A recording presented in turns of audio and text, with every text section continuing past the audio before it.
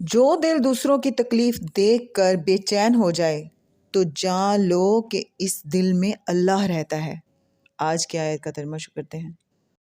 پناہ مانگتی ہوں اللہ کی شیطان مردود سے۔ شروع اللہ کا نام لے کر جو بڑا مہربان نہایت رحم والا ہے۔ تو ہم نے غار میں کئی سال تک ان کے کانوں پر نیند کا پردہ ڈالے، یعنی ان کو سلائی رکھا، پھر ان کو جگا اٹھایا تاکہ معلوم کرے کہ جتنی مدت وہ غار میں رہے دونوں جماعتوں میں سے اس کی مقدار کس کو خوب یاد ہے۔ ہم ان کے حالات تم سے صحیح صحیح بیان کرتے ہیں۔ وہ کئی جوان تھے جو اپنے پروردگار پر ایمان لائے تھے، اور ہم نے ان کو اور زیادہ ہدایت دی تھی اور ان کے دلوں کو مربوط یعنی مضبوط کر دیا۔